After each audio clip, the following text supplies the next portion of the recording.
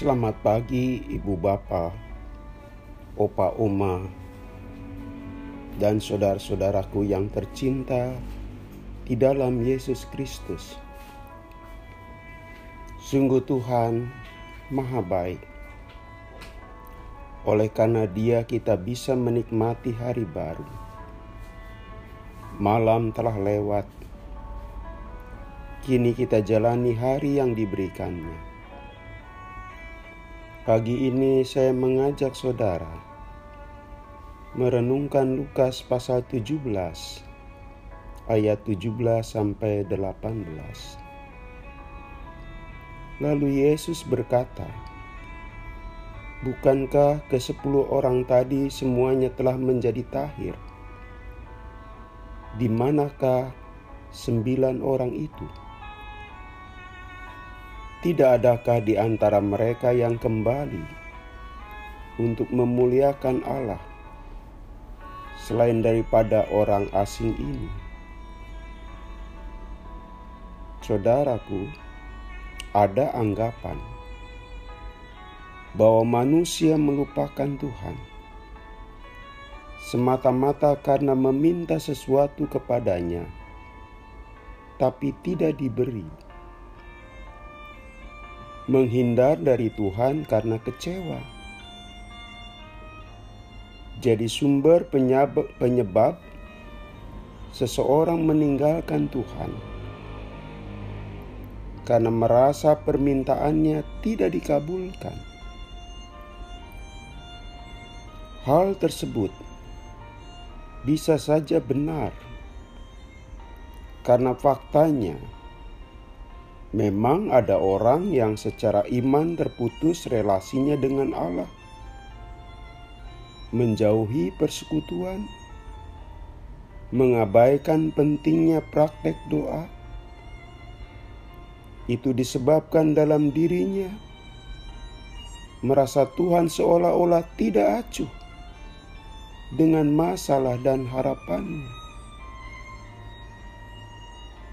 Meskipun demikian, kisah Injil di atas memperlihatkan fakta sebaliknya.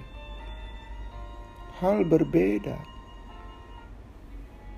Justru mereka lupa Allah dan asik dengan dirinya setelah menerima hal berharga dari Tuhan Yesus.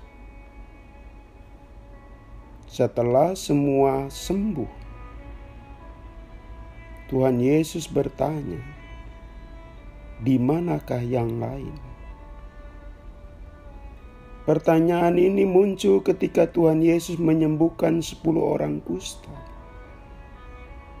Tapi cuma 1 orang yang kembali dan mengingat kebaikannya.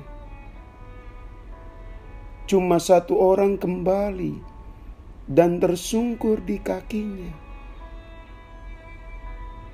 Lalu yang lainnya tidak jelas kepanagerangan, bagaikan kacang lupa kulitnya. Mayoritas yang mengalami penyembuhan tiada kabar beritanya. Dari 10 orang cuma 1 orang kembali. Sisanya tidak mengingat Tuhan Yesus.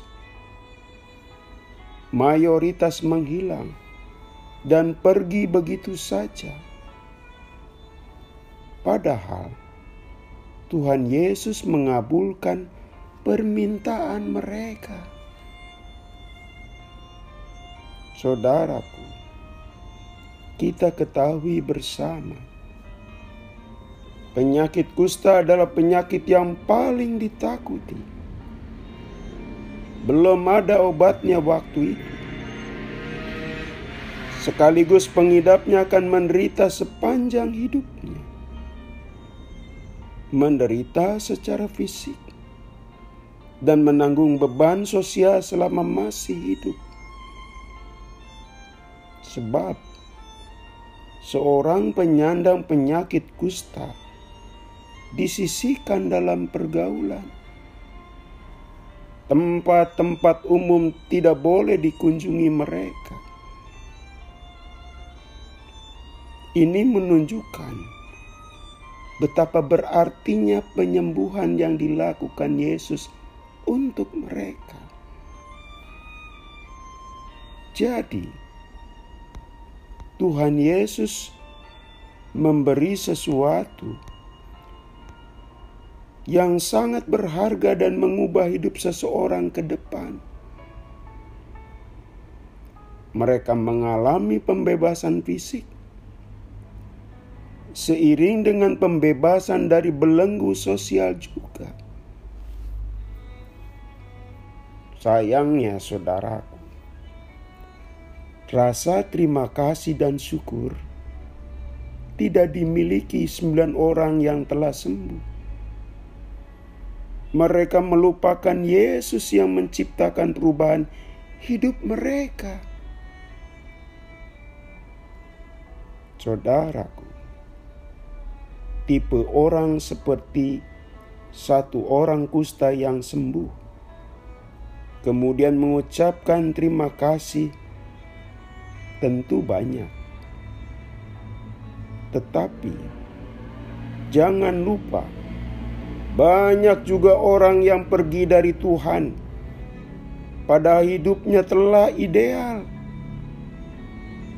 Hidup yang dilimpahi banyak pemberian Tuhan. Hartanya cukup, kondisi kesehatan fisik baik, posisi sosial bagus. Tidak sedikit justru merupakan tipe orang lupa diri, seperti 9 orang mantan penyandang kusta.